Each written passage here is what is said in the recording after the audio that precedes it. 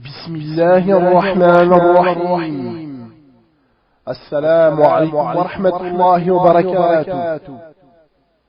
Da'wa.com vous présente un cours du frère Farid Abou Abdurrahman al-Jazayiri intitulé La polygamie en islam. ونستعينه ونستغفره ونعوذ بالله من شرور أنفسنا ومن سيئات أعمالنا من يهده الله فلا مضل له ومن يضلل فلا هادي له وأشهد أن لا إله إلا الله وحده لا شريك له وأشهد أن محمدا عبده ورسوله يا أيها الذين آمنوا اتقوا الله حق تقاته ولا تموتن إلا وأنتم مسلمون يا أيها الناس اتقوا ربكم الذي خلقكم من نفس واحدة وخلق منها زوجها وبث منهما رجالا كثيرا ونساء واتقوا الله الذي تساءلون به والأرحام إن الله كان عليكم رقيبا يا أيها الذين آمنوا اتقوا الله وقولوا قولا سديدا يصلح لكم أعمالكم ويغفر لكم ذنوبكم ومن يطع الله ورسوله فقد فاز فوزا عظيما أما بعد فإن أحسن الكلام كلام الله وخير الهدي هدي محمد صلوات الله تعالى وسلامه عليه وشر الأمور محدثاتها وكل محدثة بدعة وكل بدعة ضلالة وكل ضلالة في النار أما بعد فأيها الإخوة وأيتها الأخوات السلام عليكم ورحمة الله وبركاته. Mes frères et sœurs, fillahi ta'ala, qu'Allah ta'ala nous préserve tous de tout égarement et de tout mal, et qu'il nous protège, et qu'il nous guide vers la vérité dans toutes les choses, toutes les paroles et toutes les croyances, qui nous guide vers son sentier, et vers le sentier de son messager, alayhi salatu wassalam. Mes frères et sœurs, fillahi ta'ala, sachez que si aujourd'hui, vendredi soir, nous n'avons pas commencé et nous ne commencerons pas le cours de Usul al-Thalatha, les trois fondements, c'est parce que certains de nos frères, préoccupés par la da'wa et le bien pour leurs frères et sœurs, fillah, jazahumullahu ta'ala khaira, m'ont proposé de les reculer jusqu'à après les examens et la Dawra al-Ilmiya à Mecca, Inch'Allah, pour ne pas faire un grand décalage, un grand trou entre le premier cours de Usul al-Thalatha et entre les autres cours qui vont venir après. Alhamdulillah, j'ai trouvé que cette proposition est exacte et que c'était une bonne proposition qui arrange, Inch'Allah, tous les frères et les sœurs et qui m'arrange à moi aussi. Mais Inch'Allah ta'ala, pour nous préoccuper ce soir, dans cette rencontre-là, comme chaque soir, comme chaque semaine, excusez-moi, pour se préoccuper dans le bien et dans la da'wa vers Allah ta'ala, et pour sa crainte, et pour la piété, pour lui Allah ta'ala tout seul. Il m'a été proposé de faire un cours sur un sujet très délicat chez beaucoup de frères et de sœurs, et un sujet très critiqué chez beaucoup d'ennemis d'Allah Ta'ala et de sa religion islamique, la vérité, et même chez pas mal de musulmans et surtout musulmanes, ignorants, égarés de la lumière et de la vérité d'Allah Ta'ala, car ils ont été trompés par les ennemis de cette grande religion de l'islam, la religion de la droiture. en faisant croire à beaucoup de faibles musulmans et surtout musulmanes que ce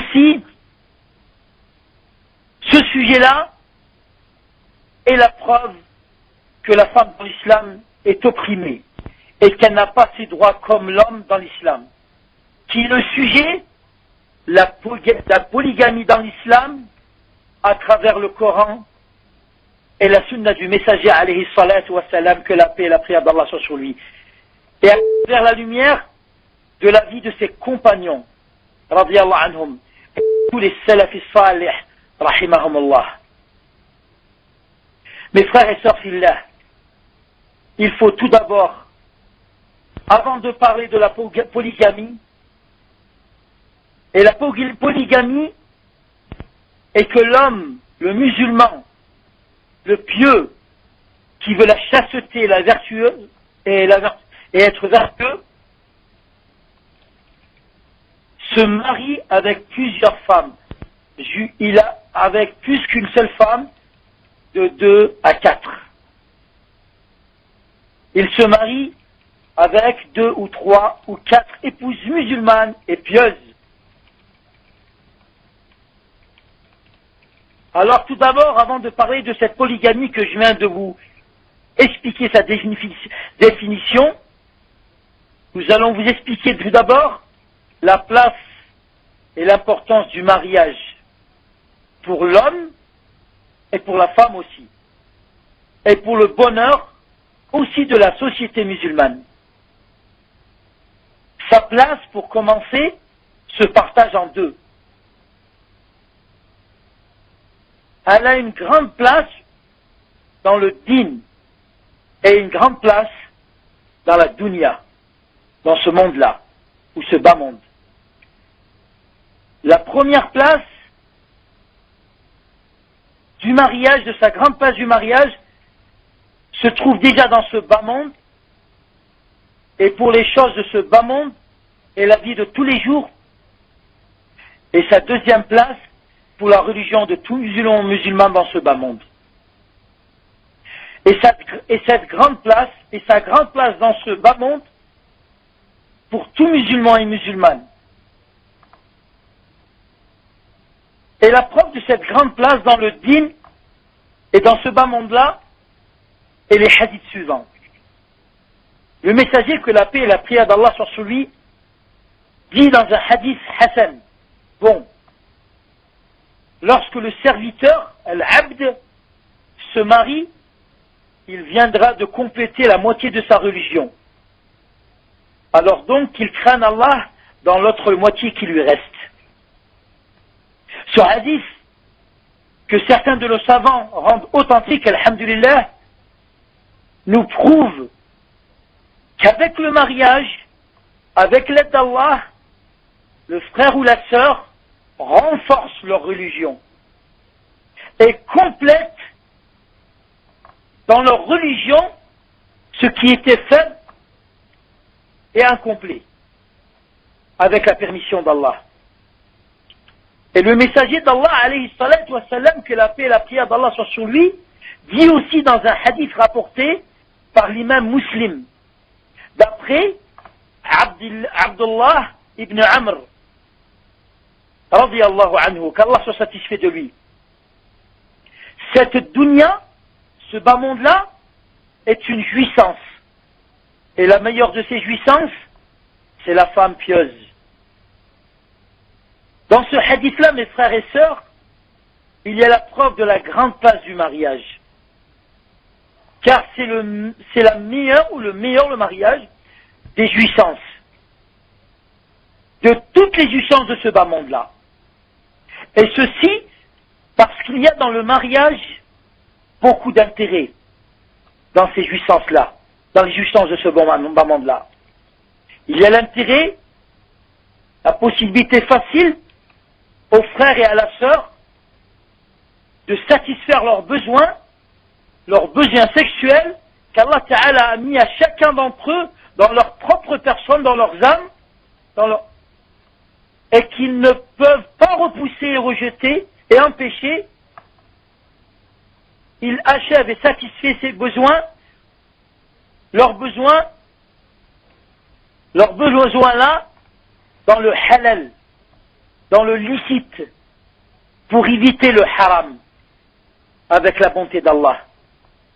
Et ceci fait partie de l'explication de cette jouissance dans ce bas monde. Et c'est pour ça qu'il faut choisir une femme pieuse, pour que cette jouissance soit propre et pure et complète. Et pourquoi c'est une jouissance? C'est qu'elle est dans le halal, parce que ça nous fait éviter le haram.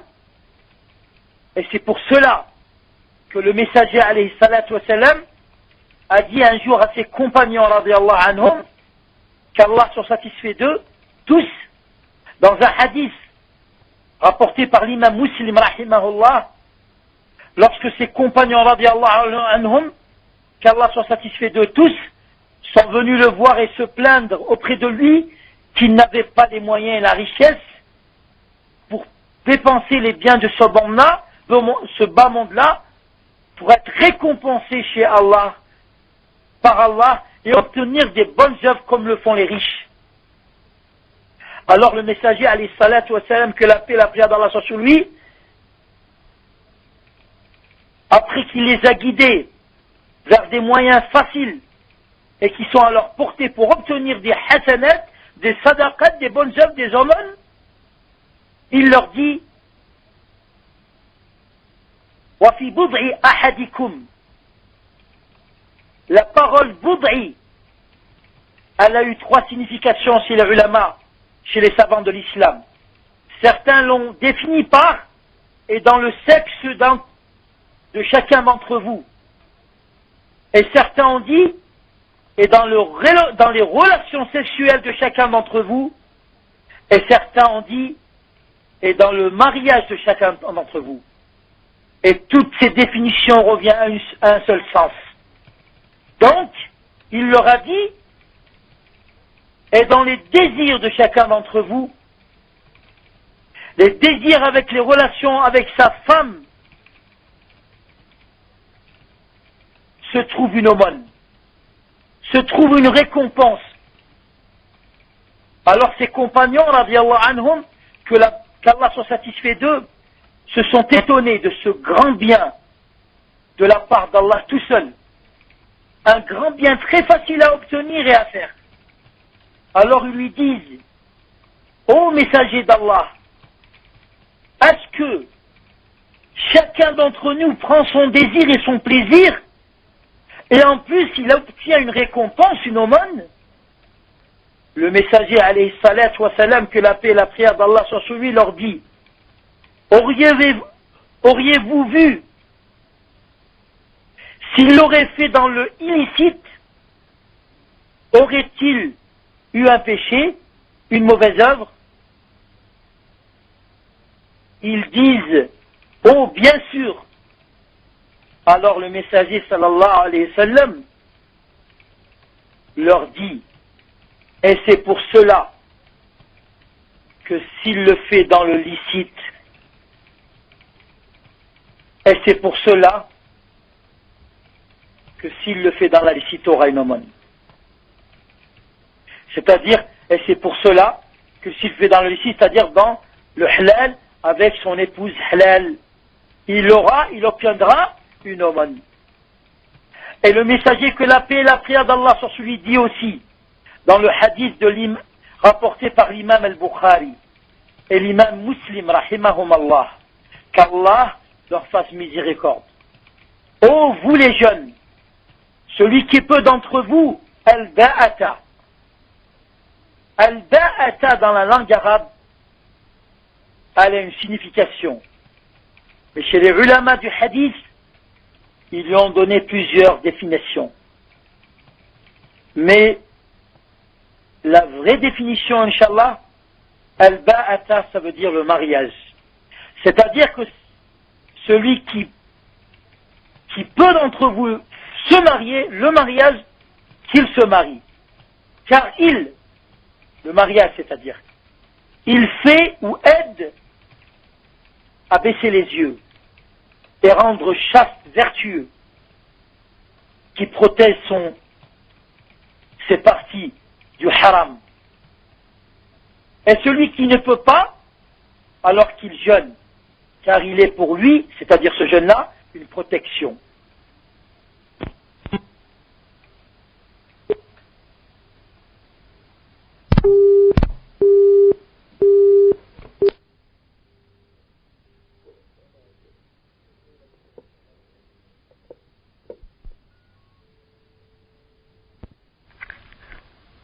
Salam alaikum. Comme ça, désolé, pour ça que ça avait éteint, j'ai chargé, alhamdulillah. J'ai mis à charger. Fadal, après tu peux continuer, Inch'Allah.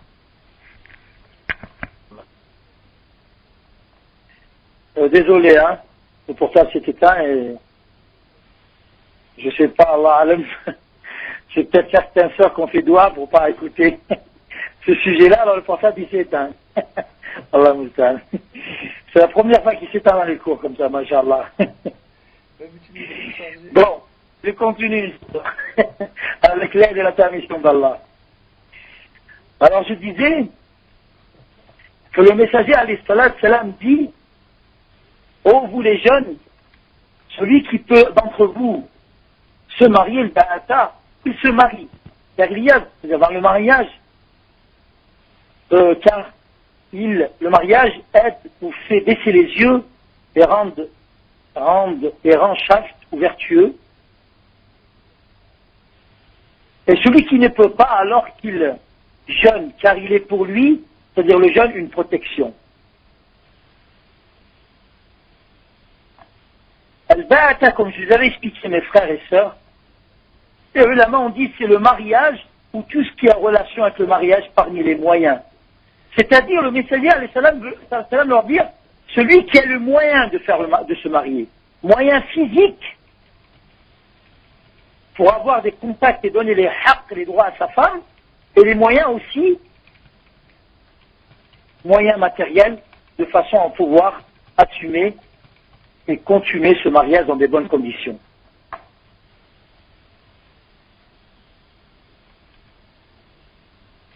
Donc, mes frères et sœurs fillah, dans ces hadiths que je viens de vous citer, avec l'aide d'Allah Ta'ala, vous découvrez la place du mariage dans ce monde-là, dans le dîn aussi, la religion. Et vous retrouvez aussi dans le même moment, lorsque vous écoutez et apprenez ces hadiths-là, la gravité de refuser le mariage et de le retarder.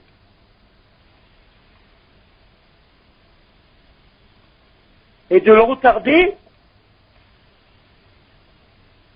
car ça peut être ou amener à la perte pour la sœur ou pour le frère. Par contre, pour l'importance du mariage, pour le musulman et la musulmane, et pour savoir que c'est un bien d'Allah, pour eux tous, les dalils sont les suivants. Allah Ta'ala ومن آياته أن خلق لكم من أنفسكم أزواجا لتسكنوا إليها وجعل بينكم مودة ورحمة إن في ذلك لآيات لقوم يتفكرون.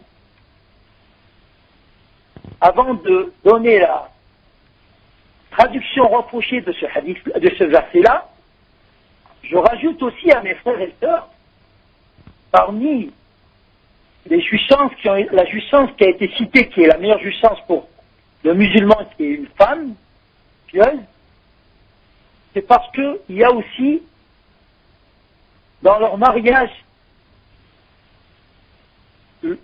d'avoir des enfants et d'obtenir avec l'aide d'Allah et sa permission et sa grâce des enfants. Et vous savez tous que les enfants, c'est une jouissance dans ce bas monde-là. C'est une beauté de ce bas monde-là, comme a été cité dans le Coran et dans la Sunna.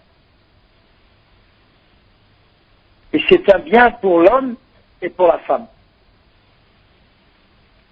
Et surtout, lorsqu'ils sont éduqués à l'islam. C'est un bien lorsqu'ils sont éduqués à l'islam, pour ou dans ce bas monde est le jour de la résurrection. Dans ce bas monde est le jour de la résurrection. Et plus que ça, après la mort, même dans la tombe.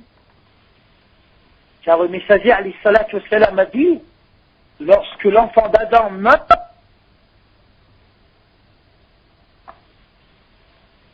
ses actions sont coupées, on n'a plus relation avec les actions. Sauf 3 sortes d'actions, d'œuvres. Et parmi ces 3-là, un enfant pieux qu'il a laissé et qui lui fait la dua. Les ulama, la condition d'un enfant, mais pas seulement un enfant pieux, waladin falihin yad'u lah. Les ulama ont dit qu'il n'est pas pieux, il ne rentre pas dans le hadith. Donc ça aussi, ça fait partie de la jouissance de ce bas monde-là. On revient au verset coranique qui montre l'importance du mariage. Allah dit wa min ayatihi an khalaqa lakum min anfusikum azwaja litaskunu ilayha wa ja'ala baynakum mawaddatan wa rahmah inna fi dhalika laayatin liqaumin yatafakkarun. La traduction rapprochée. Parmi ces signes, c'est-à-dire les signes d'Allah, il a créé de vous, pour vous, les épouses, pour que vous viviez en tranquillité avec elle, et il a mis entre vous de l'affection et de la bonté, ou de l'amour. Il y a en cela des preuves pour les gens qui réfléchissent. Donc ce verset-là, mes frères et sœurs filaires, dans ce verset-là,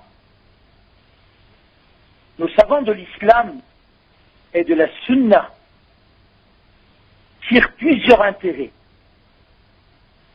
Et parmi ces intérêts, ce sont les suivants. Le mariage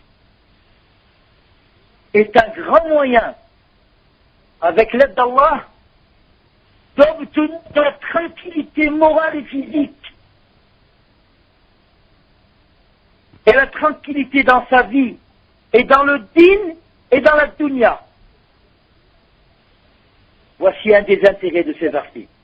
Car Allah Ta'ala a dit, لِتَسْكُنُوا إِلَيْهَا.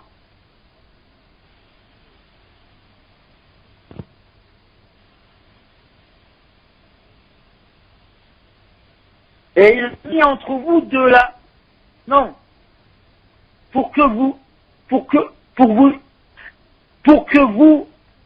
viviez en tranquillité. De là, ils ont pris cet intérêt-là. Que le mariage est pour le musulman et une musulmane une tranquillité en lui-même, dans son moral, dans son dîme, dans sa dunya. Et ça appelle nos sœurs divorcées et nos sœurs qui sont célibataires et nos sœurs qui sont veuves, qui reculent le mariage. Ça les invite et les pousse à se marier, même pour être la 2e ou la 3e ou la 4e. Et c'est là, Inch'Allah, avec la promesse de ce verset qu'Allah il a promis, elles trouveront la tranquillité morale et physique et de din et de dunya. Et parmi les intérêts que nos savants ont tirés aussi, que le mariage est un signe d'Allah.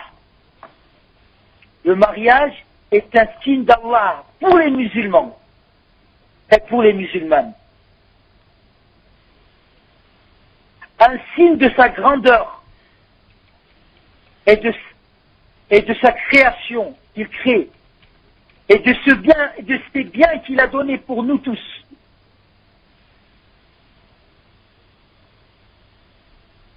Et parmi les intérêts de ce verset aussi, mes frères et sœurs, c'est que c'est Allah qui met entre les couples, la femme et son épouse, l'homme et son épouse, et la femme et son époux, l'affection et l'amour. وَجَعَلَ بَيْنَكُمْ مَوَدَّةً وَرَحْمَةً. Et il a mis entre vous de l'affection et de la bonté. Et ceci vous prouve que les couples qui divergent dans leur vie de couple, qui divergent du bon sentier d'Allah, seront privés de ce grand bien très important, l'affection et l'amour et la bonté. Donc à tous mes frères et sœurs qui veulent se marier, recherchent tout d'abord un conjoint ou une conjointe conforme à la loi d'Allah et son sentier.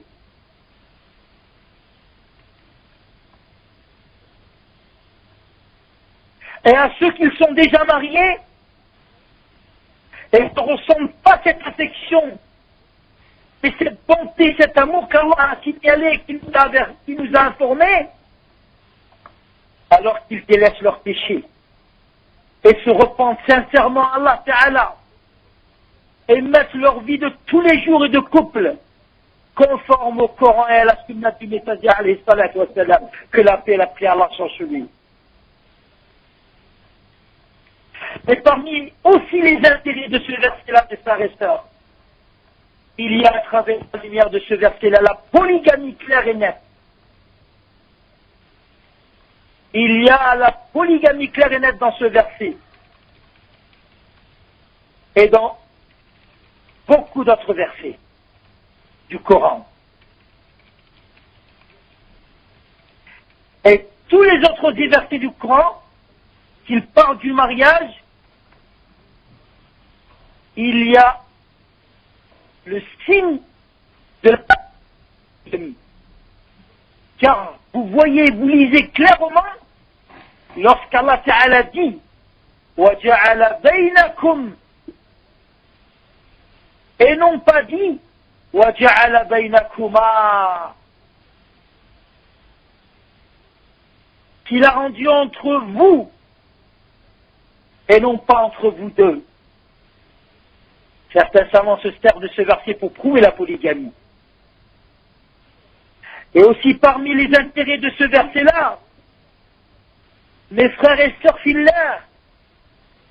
c'est qu'Allah Ta'ala a créé la femme de l'homme et il l'a créée pour l'homme.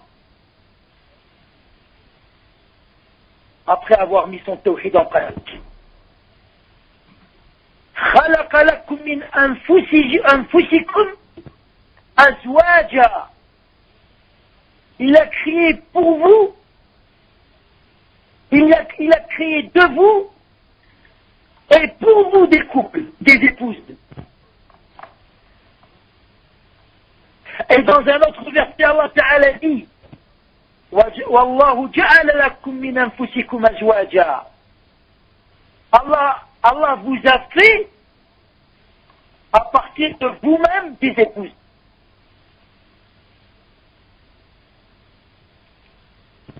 Allahu Akbar.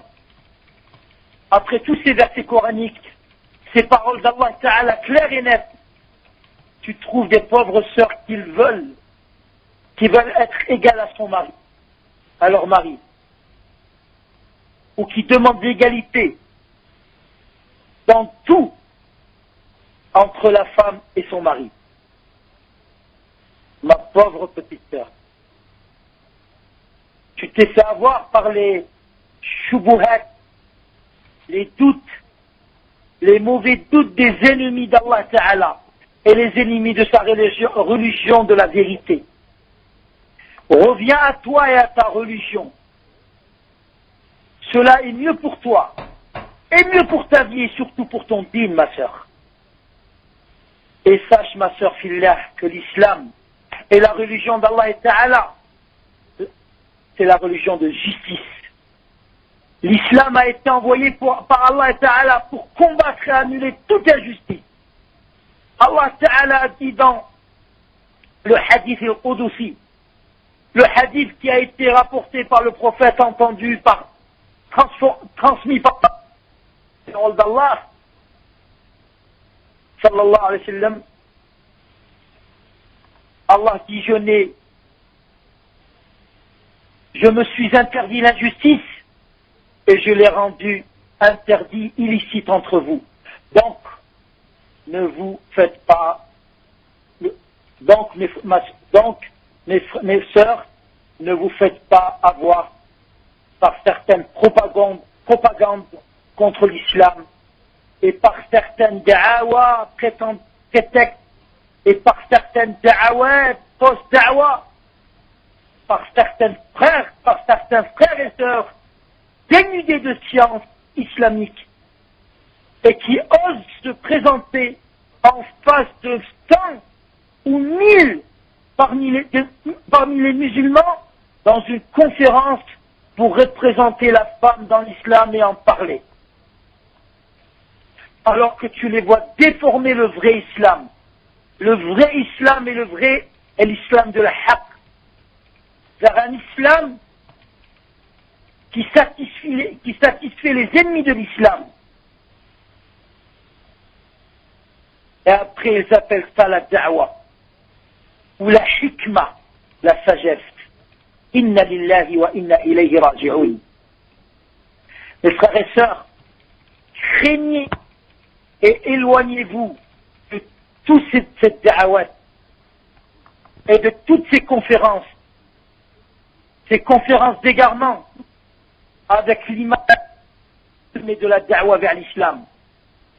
Craignez la da'wa des frères musulmans, craignez la da'wa des soufis, craignez la da'wa des tabligh, craignez toutes sortes de da'wa en dehors de la da'wa salafiyya, la da'wa des salaf salih, radiyallahu anhum, wa rahimallahu at-tabi'in wa atba'a at-tabi'in minhum. Ceux à qui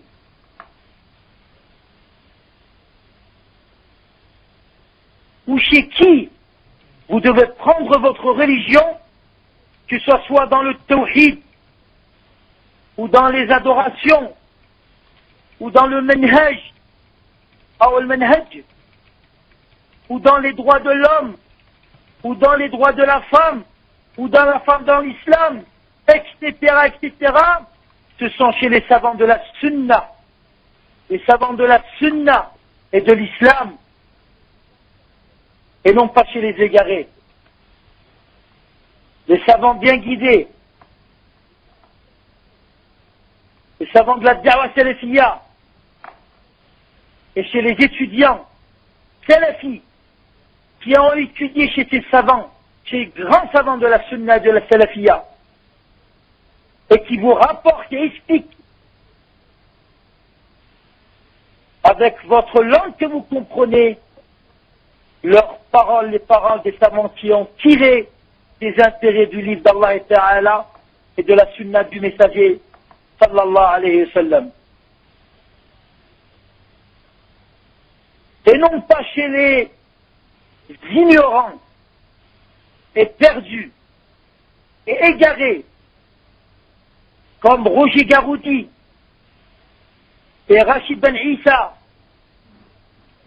et Yacoub Routi et Tariq Ramadan et Hani Ramadan ou Hassan Hussein et beaucoup d'entre eux comme cela.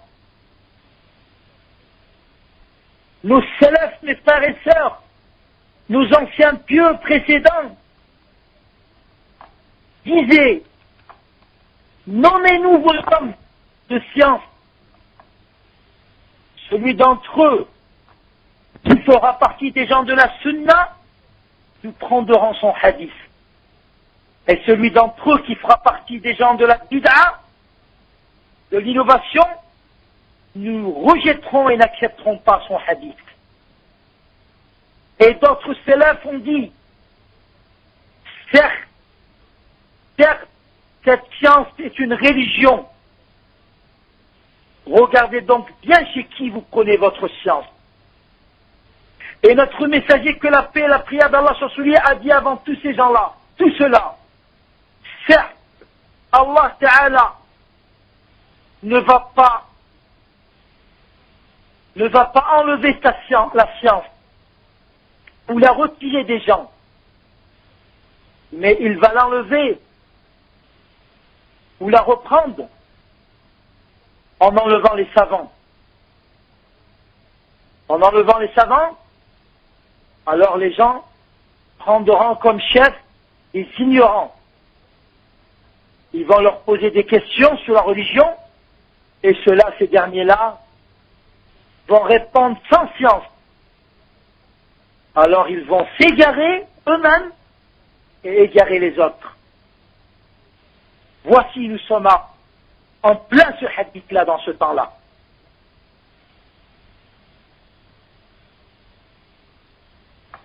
Et il a dit aussi le prophète sallallahu alayhi wa sallam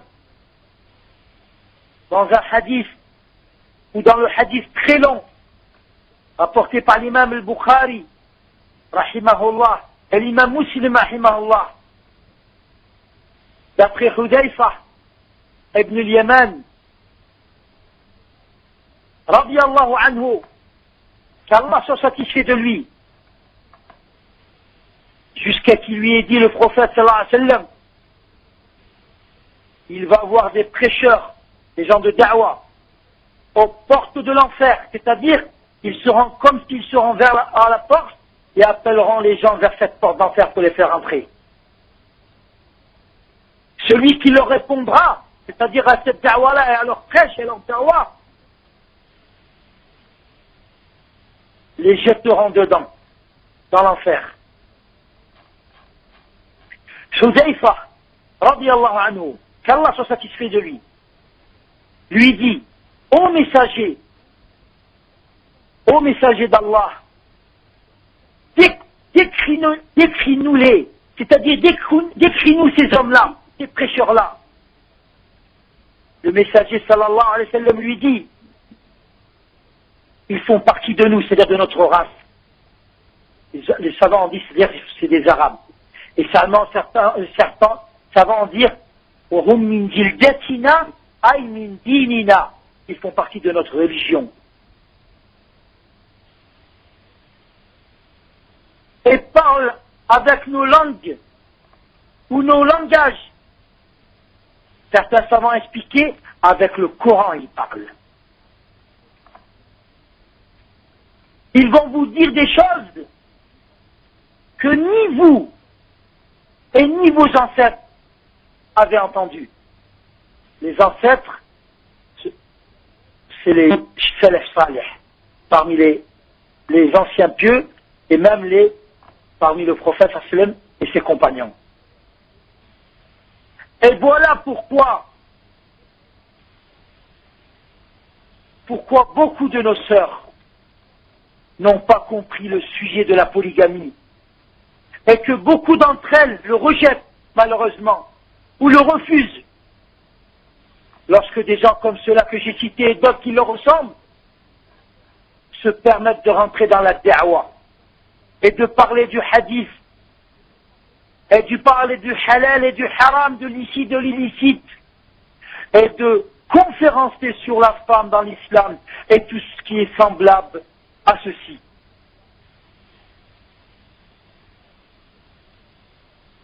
C'est pas étonnant de voir des frères et sœurs s'égarer de l'islam et de voir des ennemis de l'islam nous taper avec le bâton de l'islam, nous dire mais tel imam ou tel musulman ou telle personne dit ça, et le propager dans les journaux et dans les postes et dans les radios. Le mieux pour ceux-là tous que j'ai cités et qui leur ressemblent dans la da'wah, c'est qu'ils ne s'occupent pas de la da'wah. Le mieux pour eux, c'est qu'ils vont vendre du pain et des croissants à leurs frères et sœurs et aux mécréants. Et qu'ils délaissent les cours oraux et écrits de l'islam. Ceci est mieux pour eux, pour nous, pour nos frères, pour nos sœurs, et même pour les mécréants, parce qu'ils les égarent encore plus dans la mécréance. Les frères et sœurs fillah, maintenant que je vous ai parlé en résumé l'importance du mariage dans l'islam et de la place dans cette dunya, dans ce monde-là, et dans le din, dans la religion de chaque musulmane, je commence, Inch'Allah, à aborder le sujet très important qui préoccupe beaucoup de gens. le sujet de la polygamie dans l'islam, avec l'aide et la permission de mon Créateur et mon Seigneur Allah et Ta'ala. Et je commence par le Coran et le verset du Coran, par les paroles d'Allah. Allah le Très-Haut dit: فَانْكِحُوا مَا طَابَ لَكُم مِّنَ النِّسَاءِ مَثْنَى وَثُلَاثَ وَرُبَاعَ فَإِنْ خِفْتُمْ أَلَّا تَعْدِلُوا فَوَاحِدَةً. Il vous est permis d'épouser 2, 3 ou 4 parmi les femmes qui vous plaisent. Mais si vous craignez de ne pas être juste, alors une seule. L'imam Sa'di, rahimahullah, Abdurrahman Sa'd,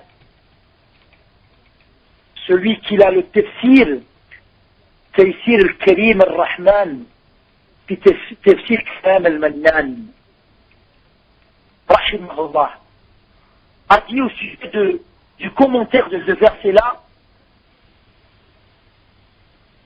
c'est-à-dire, choisissez pour vous des femmes de religion et de beauté, et d'argent aussi, de noblesse, et de bonne famille, autre qualité que celle-là, ou celle-ci. Il dit toujours, qui attire un mariage avec elle. Toute qualité qui attire un mariage avec elle.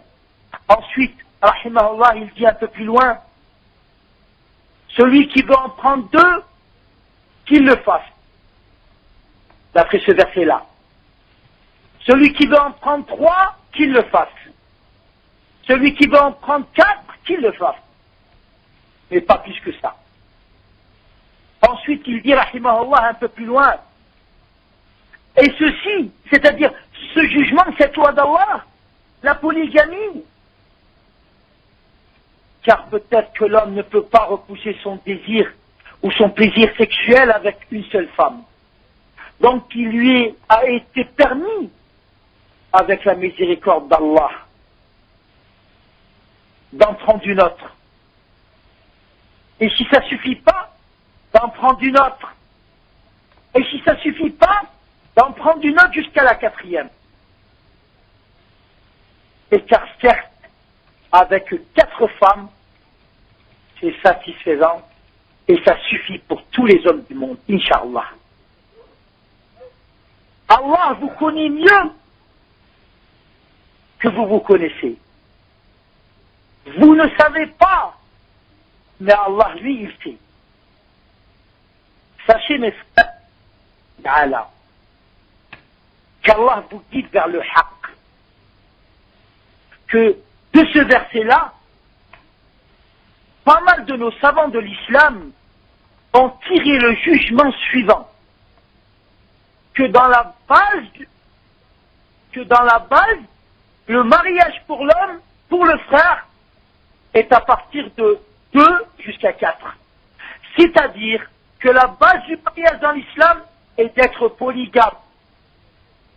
Et parmi ces savants-là qui disent ça, l'imam, Cheikh al-Islam de ce temps-là, est Cheikh Ibn Baz, rahimahullah. Et l'imam, et Cheikh al-Islam, muhaddith de ce temps-là, Cheikh al-Albani, rahimahullah, et beaucoup d'entre eux, et beaucoup d'autres ulama, rahimahullah. Ce verset coranique, mes frères et sœurs, est la preuve de la polygamie. Et que la polygamie, pour l'homme dans l'islam, est un droit qu'Allah lui a donné. Et qu'Allah lui a permis. Et qu'Allah a mis à sa position. Nul ne peut lui enlever. Ni son épouse. Et ni la famille de son épouse. Et ni personne d'autre. Et sachez, mes frères et sœurs fillah, que la polygamie était connue et reconnue dans les religions avant. Mais avant ça, je voulais dire, la polygamie, mes frères et sœurs, et surtout toi, ma sœur, est une loi et un jugement d'Allah dans le Coran comme tu as pu le voir et l'entendre clairement dans le verset précédent. Et quiconque, frère ou sœur, homme ou femme, rejette la polygamie par n'importe quelle façon et n'importe quelle excuse ou n'importe quelle raison non acceptée, il aura rejeté une loi et un jugement d'Allah Ta'ala. Et de là, Cheikh Ibn Baz rahimahullah et Hayat Kibar al-Ulama, l'assemblée des grands ulama en Saoudi, ont classé la femme qui rejette ou refuse la polygamie pour cause de jalousie ou autre passion, après qu'elle ait su que ceci est la loi d'Allah et que c'est la loi de l'islam, elle sort de l'islam et viendra de faire de la mécréance qui annulera son islam. Donc mes frères et sœurs fillah, et surtout mes sœurs, ne dévancez pas vos passions, vos jalousies, vos désirs, vos plaisirs devant la loi et le jugement d'Allah Ta'ala le grand, le haut, le puissant. Car ce n'est pas digne d'islam et d'être musulman et musulmane. Et maintenant, sachez mes frères et sœurs fillah, que la polygamie, que beaucoup essaient de vous faire douter, et essaient de faire douter votre religion, essaient de la faire passer pour une religion incomplète et injuste à cause de la polygamie, sachez qu'ils vous ont caché que la polygamie était connue chez toutes les religions avant la religion de l'islam, avant la religion que le Mohammed a rapportée, et chez la plupart des prophètes et des messagers.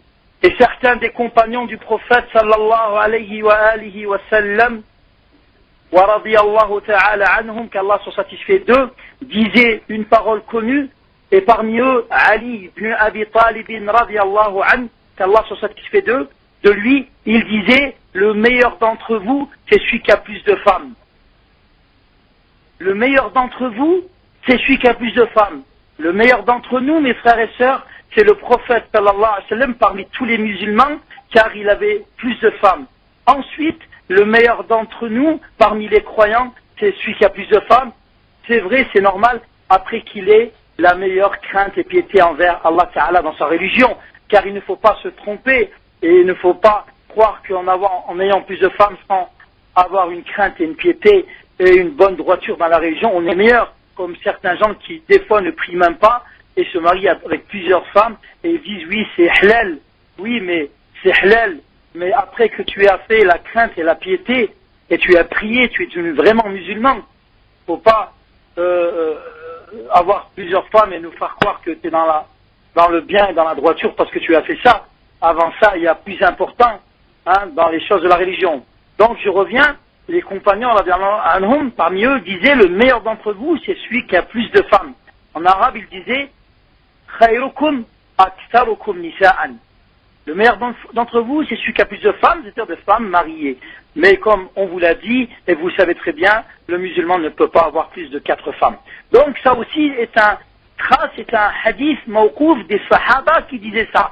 Voici la position aussi des salafs en face de la polygamie, mes frères et sœurs, dans l'islam. Voici la position des compagnons radiyallahu anhum. Donc, comme vous l'avez vu, nous avons présenté le Coran, nous avons présenté la Sunna, nous avons présenté les messagers d'avant et les prophètes et notre prophète sallam, et nous vous avons présenté les paroles et les actions et positions des compagnons du prophète sallallahu alayhi wa sallam, et vous avez aussi l'exemple des savants de tous les temps et de son temps-là, comme Cheikh Ibn Baz rahimahullah, et beaucoup de savants qui étaient polygames, et jusqu'à maintenant d'autres savants d'aujourd'hui sont polygames, comme Cheikh Al-Fawzan, Cheikh Rabi' et beaucoup de nos savants, hafidahumullah, savants de l'islam, dans qui on peut prendre l'exemple, car ils ont pris l'exemple des prophètes et du Coran et de la Sunna. Ibrahim alayhi salatu wassalam avait 2 femmes. Ya'qub alayhi salatu wassalam avait 4 femmes. Daoud alayhi salatu wassalam avait 99 femmes. Sulayman alayhi salatu wassalam avait 70 femmes. Jad'un, un des prophètes de Ben Israël, alayhi salatu wassalam, avait beaucoup de femmes, ont dit certains ulama, qu'on ne pouvait pas compter.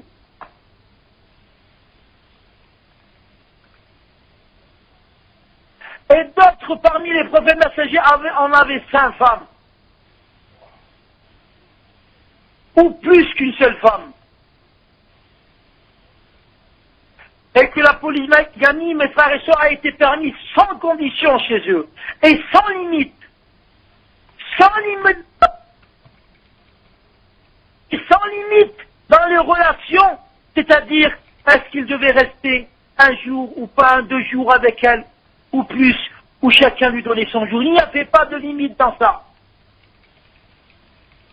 Certains d'entre eux, je ne parle pas des prophètes, je parle des gens avant l'islam et dans d'autres religions, ils avaient un contact avec ils se mariaient avec une femme, leur revoyaient plus du tout, tellement qu'il y en avait beaucoup qui ne se comptent pas.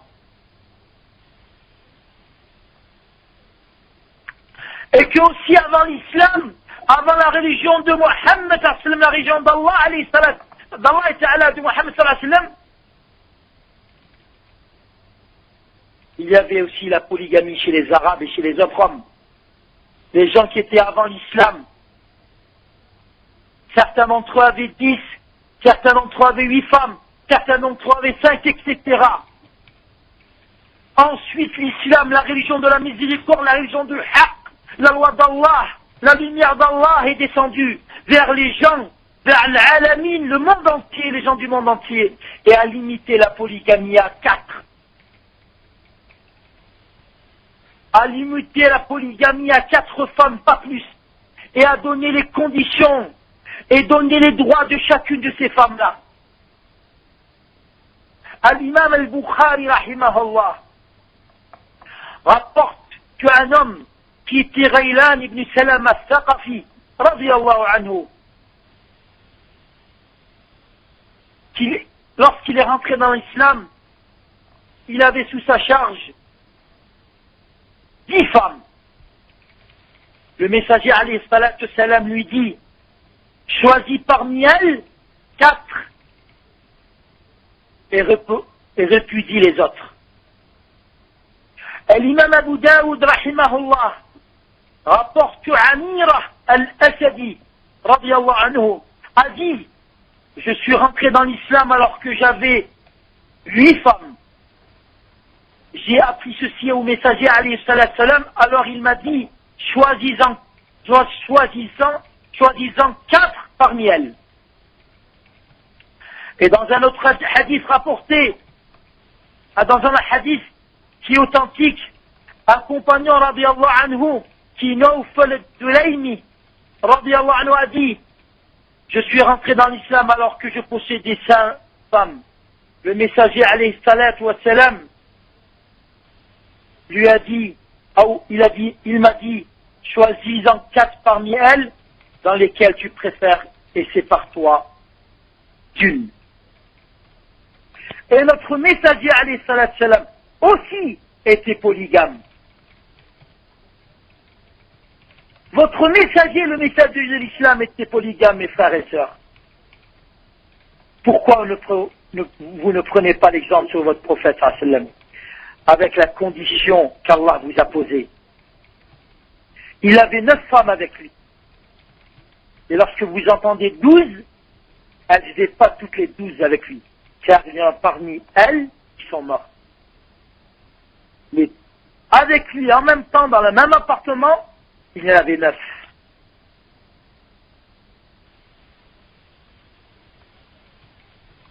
Allah Ta'ala lui a permis de se marier avec 9. Avec plus que 4 femmes. Désolé. Et ses compagnons, radiyallahu anhum, étaient polygames aussi. Comme Omar, radiyallahu anhu, et Abu Bakr, et Uthman, et beaucoup d'entre eux, radiyallahu anhum, qu'Allah soit satisfait d'eux.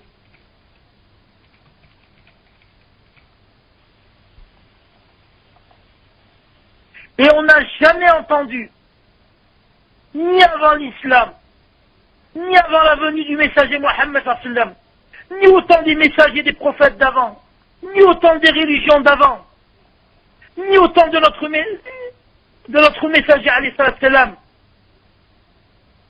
ni au temps pendant la vie de notre messager alayhi salam, et ni pendant le temps des compagnons radiyallahu anhum, et ni pendant les temps des tabi'in rahimahullah. Des femmes musulmanes se plaignent de la polygamie et de rejeter la polygamie avec le prétexte de jalousie, d'amour,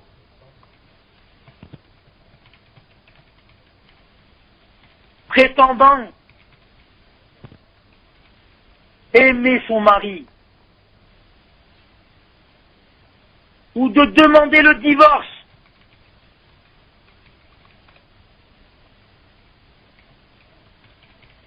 De demander le divorce à cause de la polygamie. Ou de demander le khula, comme beaucoup d'entre elles, elles ont appris et mettent souvent en pratique. Elles mettent plus en pratique ça qu'autre chose. Fais-moi un khula, elle te dit. Masha'Allah. Tout ça à cause de la polygamie.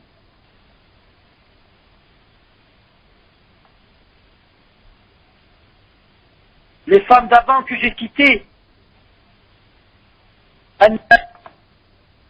loin de ça, très loin de ça,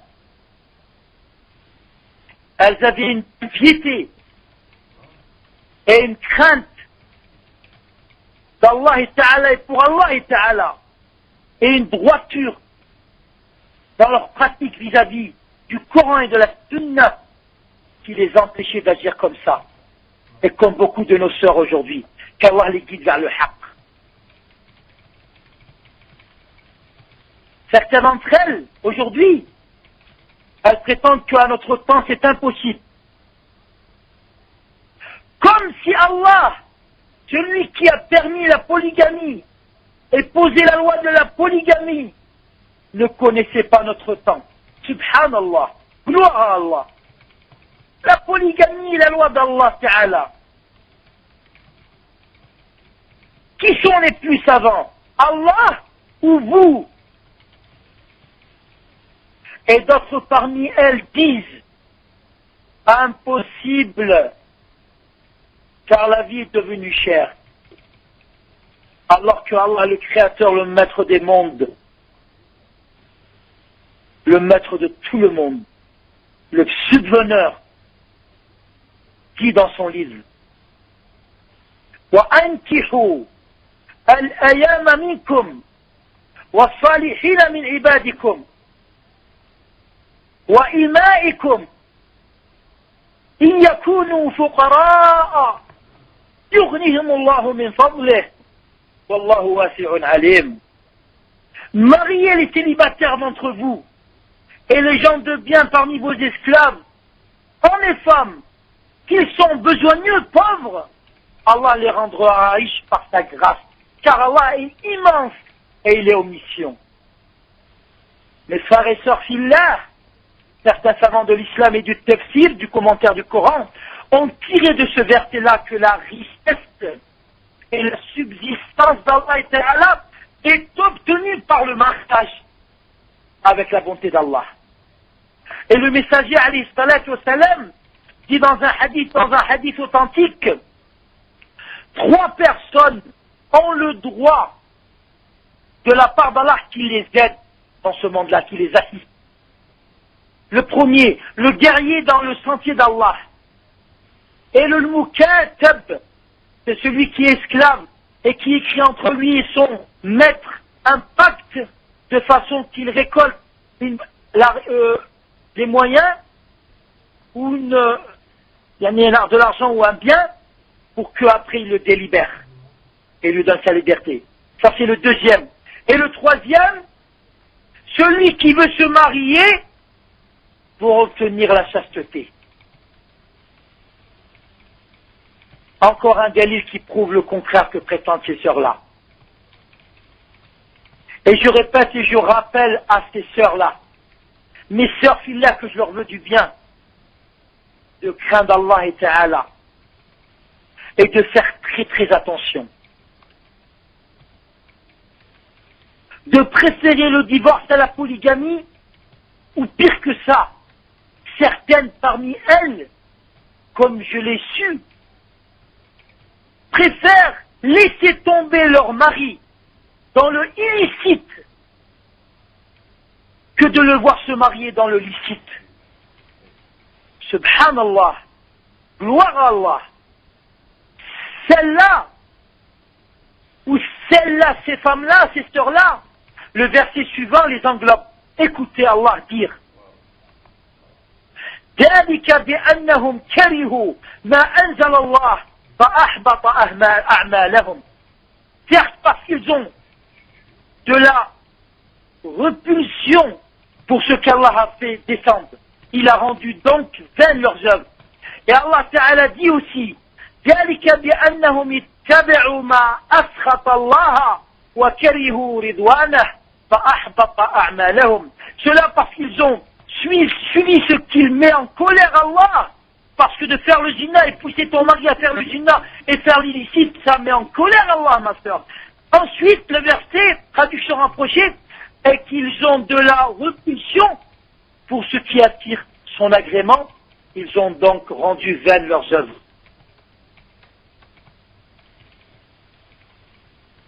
Sachez, mes frères et sœurs fillah, qu'Allah vous guide et vous éclaircit vers le haqq, que la polygamie est un bien pour l'homme, comme il est un bien pour la femme, un bien pour le frère, un bien pour la sœur, un bien pour l'époux, un bien pour l'épouse.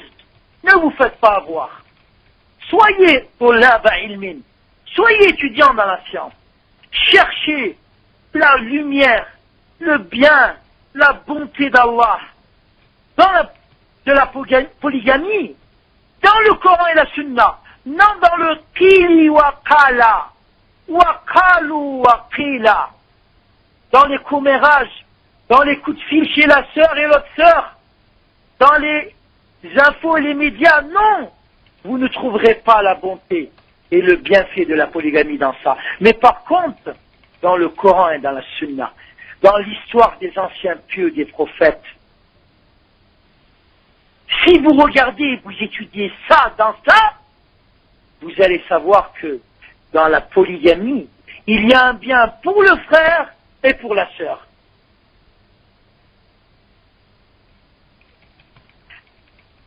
Et sache, ma sœur, que la polygamie se trouve, que dans la polygamie se trouvent des sagesses pour toi et pour ton mari, et pour votre vie de tous les jours, que nul ne connaît comme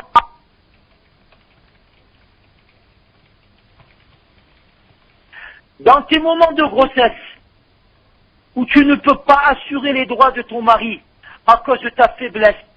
Par exemple, la polygamie est un grand bien pour toi avant lui. Et dans d'autres moments, lorsque tu élèves ton fils, ton bébé, ou que tu éduques, ou que tu élèves ton bébé ou tes petits-enfants, la polygamie, là aussi, est un grand bien pour toi avant qu'elle soit pour ton mari. Et ainsi de suite, etc., etc. La polygamie, mes frères et sœurs, c'est une miséricorde d'Allah Ta'ala. C'est une miséricorde d'Allah Ta'ala pour nous tous les musulmans, pour tous les musulmans et les musulmanes, pour toutes les familles, pour toutes les sociétés. Mais seulement beaucoup d'entre vous et beaucoup d'entre eux et d'entre elles ne savent pas. Si dans la plupart des pays et des sociétés, il y a 4 ou 5 ou 6 ou 7 ou plus de femmes pour un seul homme, alors donc, si vous arrêtez ou cessez ou annulez ou interdisez la polygamie, la loi, le jugement, la rahma d'Allah, que vont-elles devenir ces pauvres femmes? Et que beaucoup d'entre elles sont musulmanes et pieuses. Où vont-elles aller? Elles vont tomber dans le zina.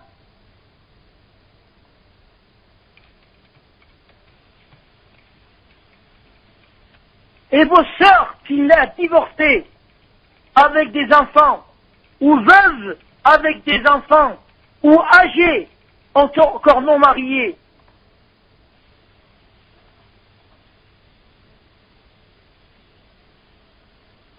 que les jeunes célibataires ne veulent pas se marier avec elles.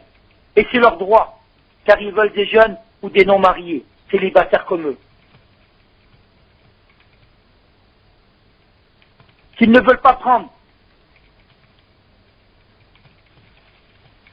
Pour elles aussi, la polygamie est un grand bien. Pour elles aussi, la polygamie est une rahma. Et ça, vous le savez toutes et tous. Mes frères et sœurs, mes sœurs filiales, sachez que si vous étiez, vous, mes sœurs, les mariées, celles qui disent je veux pas la polygamie, si vous étiez, vous, à la place de celle-ci, de vos sœurs que j'ai citées, et semblables à elles, vous serez les premières à courir et demander la polygamie. Alors craignez Allah et Ta'ala, et soyez justes, et non pas injustes, et mettez le hadith suivant devant vos yeux, et ensuite mettez-le en pratique, Inch'Allah. Le messager, alayhi salatu wassalam, dit La yu'minu ahadukum hatta yuhibba li akhihi ma yuhibbu li nafsihi. Nul d'entre vous, c'est-à-dire tout musulman et musulmane, n'aura vraiment cru tant qu'il n'aimera pas son frère ce qu'il aimera pour lui. Tant qu'elle n'aimera pas sa sœur ce qu'elle aimera pour elle.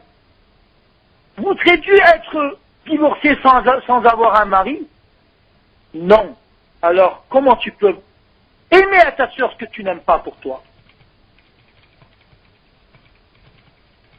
Mes frères et sœurs filles, pour finir ce cours-là et ce sujet-là important, que j'ai vraiment résumé, et que je lui ai peut-être pas donné son haqq, et ce qu'il méritait, mais alhamdoulilah, nos savants ont écrit dans ces sujets-là, et ont expliqué, et ont enregistré des cassettes, et ont fait des conférences. Moi, je me suis contenté seulement d'expliquer et de résumer pour un petit rappel à moi-même, ensuite à mes frères et sœurs.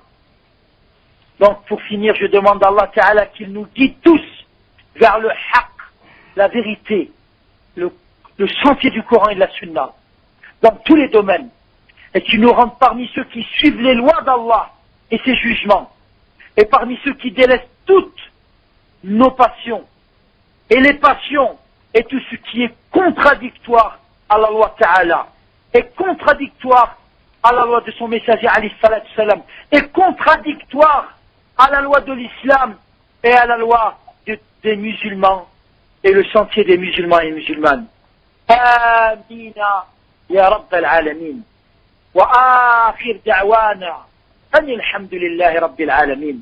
Wa salatu wa salam ala Rasulillah wa ala alihi wa sahbihi wa man walah. Wa barakallahu fina wa fikum wa jazakumullahu khairan. Barakallahu fik akhi, jazakallahu khair. Donc Inch'Allah, il y aura une première question qui est la suivante.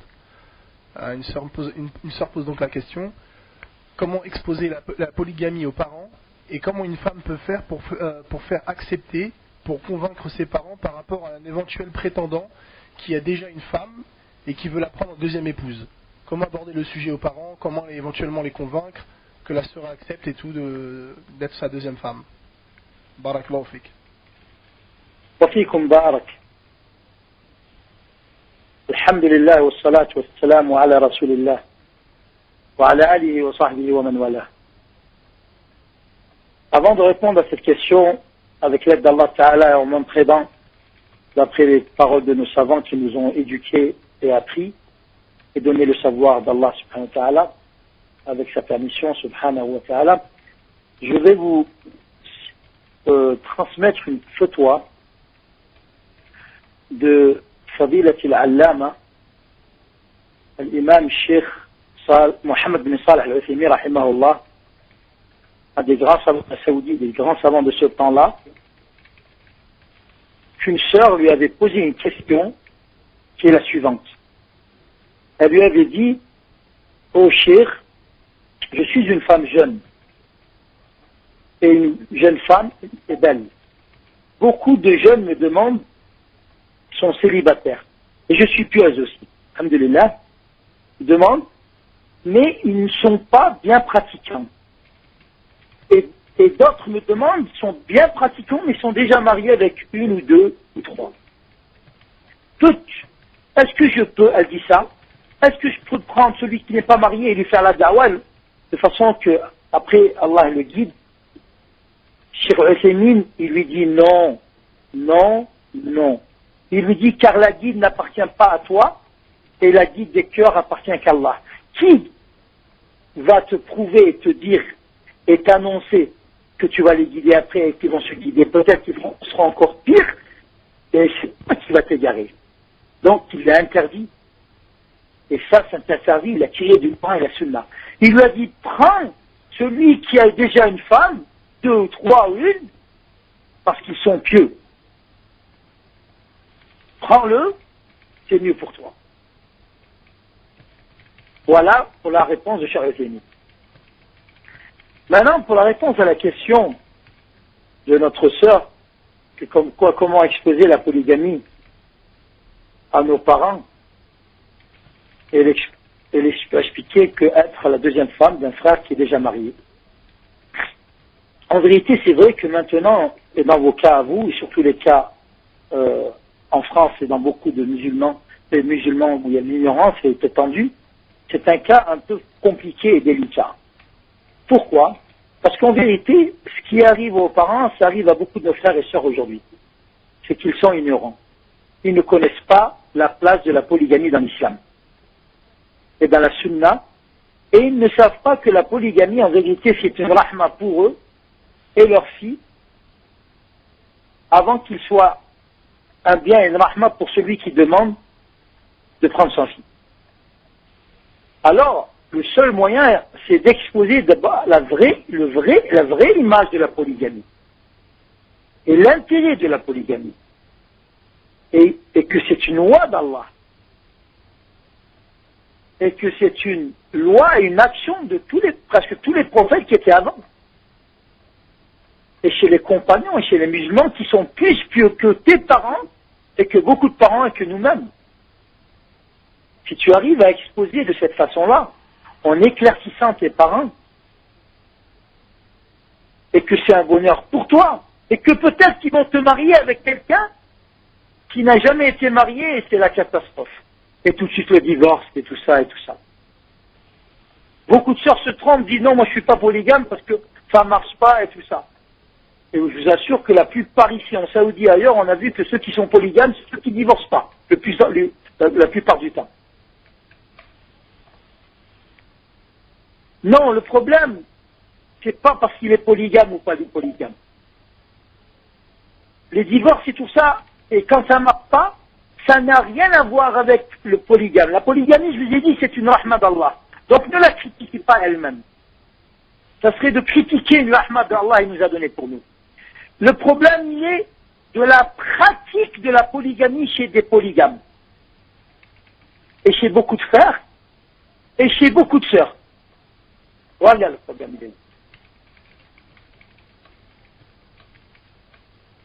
Et ça, je vous laisse vous l'étudier vous-même et chercher, vous trouverez ce problème-là. Voilà ce que j'ai pour réponse pour la sœur, Allahu Alam. Barakallahu fik akhi, jazakallahu khair. Donc il y aura une deuxième question, Inch'Allah. Un frère pose la question suivante. Il demande est-ce qu'il y a juz, donc est-ce que c'est permis à un frère de se marier avec une autre sœur, sachant que cette sœur n'est pas au courant, que le frère a déjà une femme, et de plus de cacher ça aux parents de la sœur. Barakallahu fik. Wafika barak. La femme qui est la première, ce n'est pas une condition qu'elle le sache ou pas. C'est pas parce qu'elle ne saura pas que la polygamie ne sera pas valable ou valide. C'est pas une condition que son mari, d'après mes connaissances de chez les savants et d'après les connaissances du Coran et la Sunna, il n'y a pas de dalil qui dit qu'il faut que la femme doit savoir, ou qui doit lui dire ou lui demander. Il n'y a pas de ça dans le Coran et la Sunna. L'homme peut se marier avec les conditions que Allah lui a données, Ta'ala et le messager alayhi salatu salam. Il n'y a pas de ces conditions à ce qu'elle doit le savoir ou pas. Mais, j'insiste sur le point suivant. C'est pour ça que lorsqu'une sœur, lorsque j'étais en France, m'a demandé qu'elle était divorcée 2 enfants et qu'elle avait déjà des problèmes, la pauvre. Elle a déjà été mariée et divorcée, elle a eu des problèmes avec certains sœurs et frères. Elle m'a dit, elle voulait la tranquillité, la pauvre. Parce que le mariage, c'est la tranquillité.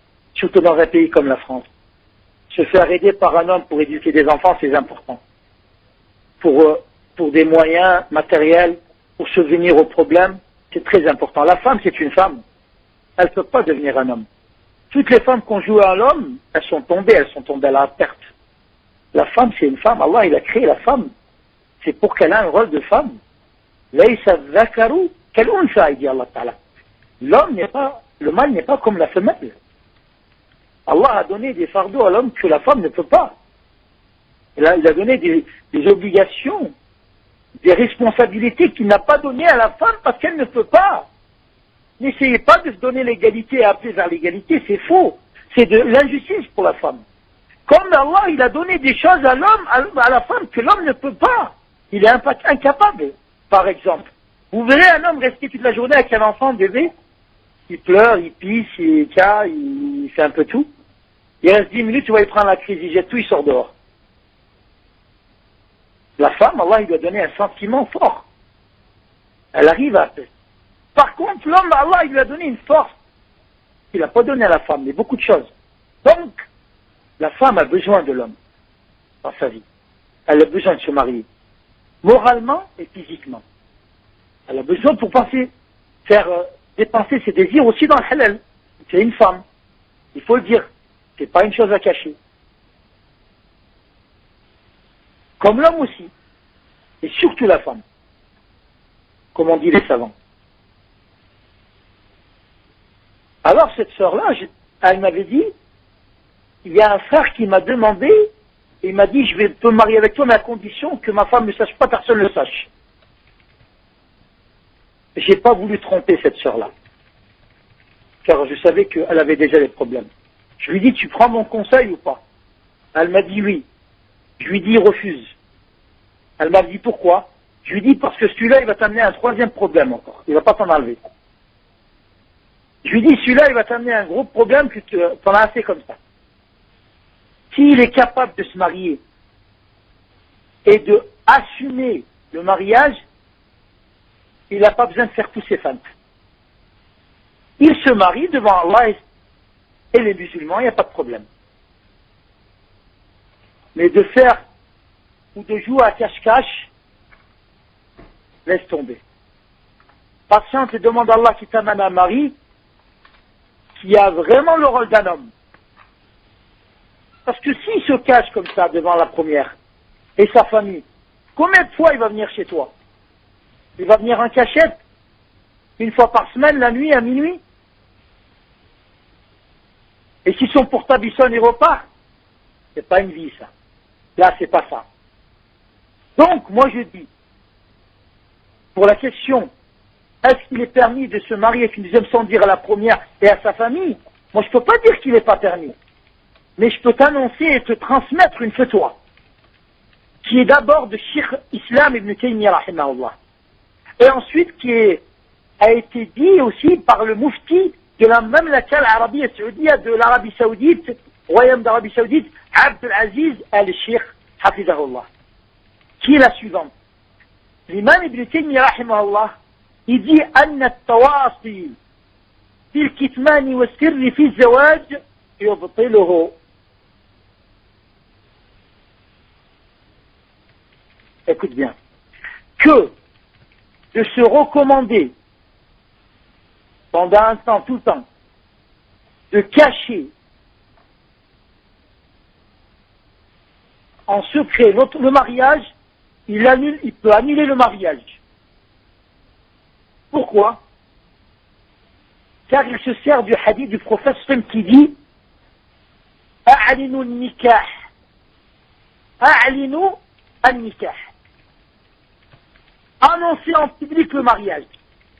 Avec A'linu nikah, comme il a dit le prophète, et tous dans le mariage avec le tambour. Tout le monde sache telle personne s'est mariée avec telle personne. Donc il a pris de ça que le cacher, ça pouvait l'annuler. Et a repris ce photo et a été d'accord le mufti de l'Arabie Saoudite. Donc c'est ça que j'ai peur pour toi, mon frère. Mon conseil pour toi, c'est de ne pas le cacher tout le temps. Si tu sais que si tu le dis premier coup, ça fait une fitna, mais de le faire avec de bonnes conduites et avec de bonnes manières. Même si tu te maries et tu ne le dis pas au début, mais à force tu le dis.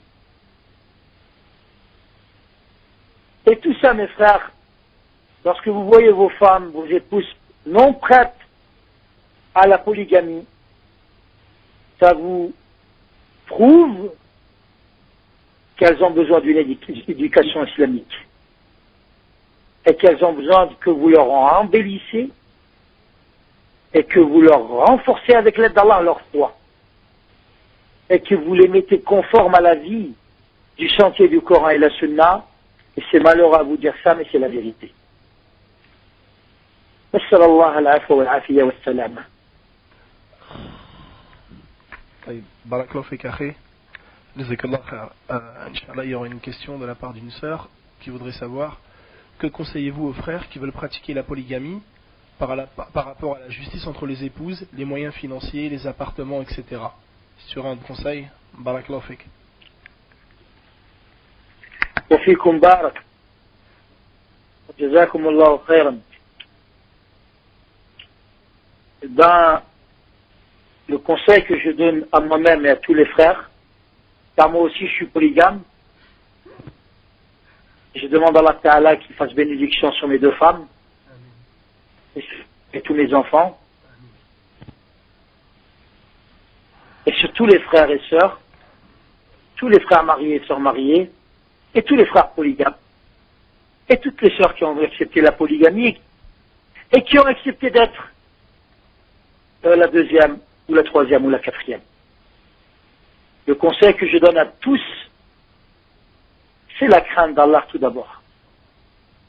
Et sachez, mes frères et sœurs, que moi aussi je dois savoir, que si on pratique et on met la crainte d'Allah dans notre vie, dans nos mariages, dans nos polygames, dans tout ça, Allah va faciliter tout. Allah Ta'ala va faciliter tout. Et vous savez très bien, vous le lisez dans le Coran. Allah Ta'ala dit وَمَنْ يَتَّقِ اللَّهَ يَجْعَلْ لَهُ مَخْرَجًا وَيَرْزُقْهُ مِنْ حَيْثُ لَا يَحْتَسِبُ.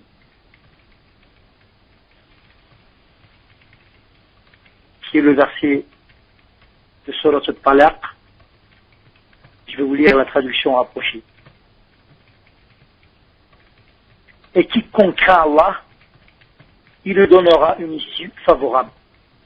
Et il lui accordera ses dons par des moyens sur lesquels il ne comptait pas. Et plus loin, dans un verset plus loin, Allah dit aussi وَمَنْ يَتَّقِ اللَّهَ يَجْعَلْ لَهُ مِنْ أَمْرِهِ يُسْرًا.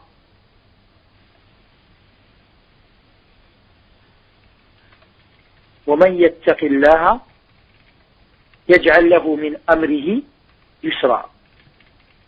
Quiconque craint Allah, cependant, il lui facilite les choses. Et Allah Ta'ala dit encore au verset suivant وَمَنْ يَتَّقِ اللَّهَ يُكَفِّرْ عَنْهُ سَيِّئَاتِهِ وَيُعْظِمْ لَهُ أَجْرًا. Et quiconque craint Allah, cependant il lui effacera ses fautes et lui accordera une grosse récompense. Donc, d'abord craindre Allah. La frère, la sœur, les polygames, tout le monde y craint Allah dans leur mariage, dans tout ça. Ensuite, conseiller, c'est vrai, aux frères de subvenir et d'être capable de subvenir à ces femmes. C'est-à-dire, quand je dis d'être capable, ça ne veut pas dire, ma sœur, que chacune tu les mets dans un château. Non, non. Allah Ta'ala dit, fattaqullaha mastata'tum. Craignez Allah de la mesure que vous pouvez. Et Allah Ta'ala, il dit aussi, وَمَنْ قُدِرَ عَلَيْهِ رِزْقُهُ فَلْيُنْفِقْ مِمَّا آتَاهُ اللَّهُ لَا يُكَلِّفُ اللَّهُ نَفْسًا إِلَّا مَا آتَاهَا فَيَجْعَلُ اللَّهُ بَعْدَ عُسْرٍ يُسْرًا. Et que celui dont les biens sont restreints dépense selon ce qu'Allah lui a accordé. Allah n'impose à personne que selon ce qu'il lui a donné. Faire succéder l'aisance à la gêne. Donc, à la mesure qu'il a, vous savez toutes et presque toutes que notre messager, alayhi salatu salam, ne demandait pas la richesse de ce monde-là. Il demandait la richesse de la foi et de l'intérieur de sa personne. Et qu'il vivait dans un seul appartement. Celle d'entre vous qui n'est pas venue à Médina, elle l'a pas vu. Mais celle qui est venue, elle l'a vu. Un appartement que maintenant, peut-être une sœur, elle ne serait pas capable, elle refuserait d'y vivre. Tellement que c'est petit. Et il avait 9 femmes dans cet appartement. 9. Vous savez? Et chez les compagnons, combien il y a des histoires comme ça? Les ulama, ils disent, c'est pas qu'il doit mettre un appartement à chacune, ou un château à chacune, ou une villa à chacune, mais chacune doit avoir son endroit où elle dort, où elle peut mettre ses biens et cuisiner. Donc s'il les met dans un seul appartement toutes, il lui est permis. Mais attention, si au début, lorsqu'il s'est marié avec elle, et une d'entre elles a dit, moi je me marie à condition que tu me mets toute seule, et qu'il a accepté, il est obligé là de lui donner son appartement toute seule. Donc, s'ils se sont mis d'accord, oui, il doit assumer à chacune l'endroit où elle dort, l'endroit où elle vit, et il doit donner à chacune, dans les désirs, dans tout ça, non, attention, il ne faut pas mélanger. Sa nuit, peut-être qu'il ne sera pas capable de donner à chacune son désir, c'est-à-dire son désir à lui. Les ulama sont tous d'accord, comme a transmis Al-Qurtubi, le ijma', le rassemblé des savants, qu'ils sont tous d'accord et savants que c'est pas obligé de donner, être égaux ou d'être donné à tout le désir de l'amour. Peut-être qu'une personne, c'est connu, il peut avoir une tendance sur une femme plus que sur une autre. Mais il doit donner à chaque nuit, sa nuit, être présent à chaque nuit de chacune d'entre elles. Et ce qu'il doit acheter à celle-là, il doit acheter à l'homme. C'est-à-dire quoi? Si jamais celle-là, elle a 3 enfants et elle a un enfant, il achète à celle-là ce qu'elle a besoin pour elle et pour ses 3 enfants, et celle-là ce qu'elle a besoin pour elle et pour son enfant. Ce qu'il habille à elle, il habille à l'autre. Et lorsqu'on dit qu'à chacune doit donner sa nuit, les ulama disent sa nuit, la journée ça compte pas. Il a le droit d'aller dans n'importe quelle femme de ces femmes, aller voir et visiter. Il n'a pas besoin de dire non, hier j'étais chez l'autre, je sais non. Là c'est pour les nuits, c'est tout. Voilà ce que je sais sur les savants. Donc le conseil que je me donne à moi-même et à tout le monde, c'est d'être juste avec toutes, dans les moyens et dans tout ce qu'il a. Wallahu alam. Mais seulement, nous appelons nos sœurs à être patientes. Il y a des sœurs, Allah les dit, qu'Allah les guide, elles étaient dans le mal, dans le divorce, pas de mari, c'est non tranquille, problème. Allah, il aura donné sa bonté, il aura permis le mariage avec un frère qui a été gentil, machallah, qui s'est fait plaisir à lui-même, c'est vrai, mais qui a fait beaucoup plaisir à ce sœur, il l'a pris, polygame, il l'a pris deuxième. Ça a arrangé beaucoup la sœur avant que ça l'arrangeait à lui. Seulement ce frère, il a besoin de temps. La sœur ne lui laisse pas ce temps-là. Alors qu'avant, elle était dans des problèmes. Au lieu de remercier Allah avec ses actions et patienter, elle est allée le mettre dans l'embarras, dans le gêne, toujours en train de se plaindre, alors qu'avant, elle était pire que ça, elle ne se plaignait pas. elle ne se tenait pas. Et ça amène à la non-réussite, à ne pas réussir. Il faut patienter dans la pauvreté, dans tout. Vous connaissez les histoires du prophète, lorsqu'il rentrait chez lui, et il demandait à son épouse Aïcha, qu'est-ce qu'il y a à manger? Elle disait rien. Il disait, oh mon Seigneur, je jeûne. Ça prouve que ces femmes, des fois, n'avaient rien, même pour manger elles-mêmes. Mais c'est pas pour ça qu'elles ont demandé le divorce, ou dire non, la polygamie, c'est pas juste. Car ceci ne provient pas de lui. Allah le donne à qui il veut, il enlève à qui il veut. Seulement, nous, il faut patienter, il faut avoir foi en Allah Ta'ala. Il faut faire les causes pour obtenir ces biens d'Allah que nous donne. Dans les travaux et dans le bouge. Oui, j'insiste. Il faut que le frère, il se bouge. Ça, j'insiste sur ça. C'est vrai que il y a pas mal de frères en France qui vont se marier avec des sœurs divorcées. Mais, je suis désolé de le dire, mais c'est des fainéants. Ils foutent rien du tout. Il est là-bas que pour faire son désir-plaisir avec elle, et il dort. Qu'est-ce qu'elle a, elle? Comme elle a un appartement, et elle est divorcée, elle a une aide, et elle a des enfants, elle a des aides, des pensions pour les enfants, je ne sais pas comment vous appelez ça, ben lui, il mange et dort à l'œil, comme ils disent. Et il reste comme ça des années, mashallah, allez. Il dort jusqu'à midi. Les hommes comme ça, on n'en veut pas, nous. Ça, c'est pas la polygamie, ça. C'est pas cette polygamie qu'Allah nous appelle de faire. Celui-là, il vient passer des vacances comme ça. C'est lui l'homme, et c'est lui qui doit faire l'homme. Et c'est à lui de faire le rôle d'homme. La sœur, si elle a accepté la polygamie, c'est pas avoir pour encore éduquer notre personne et l'élever. Ça lui suffit d'élever ses enfants. C'est pour qu'elle soit aidée, et assistée, et entraidée, avec l'aide d'Allah et sa permission. Wallahu ta'ala a'la wa a'lam.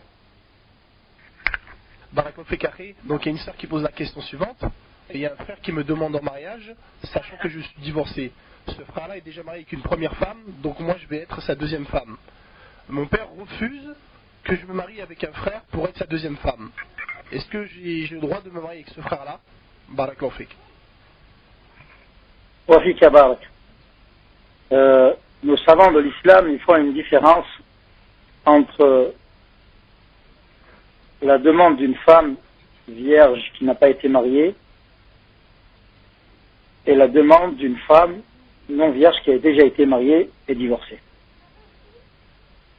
Celle qui n'a jamais été mariée, elle ne peut se marier qu'avec la permission totale de son père, de son tuteur, que ce soit son père ou un autre, son tuteur reconnu par l'islam, par la loi légitime de l'islam. Celle-là ne peut se marier qu'avec son consentement à lui et aussi son consentement à elle, qu'elle soit d'accord. Mais son accord à lui est un pilier de son mariage, c'est une condition de son mariage. L'accord de son tuteur. Car le messager, alayhi salatu wassalam, dit d'après Aïcha, radiyallahu anha, la épouse du prophète, notre mère, la mère des croyantes, rapportée par l'imam al-Bukhari, la nikaha illa biwali. Il n'y a pas de mariage sans le tuteur, sans, c'est-à-dire l'autorisation et l'accord du tuteur, du wali.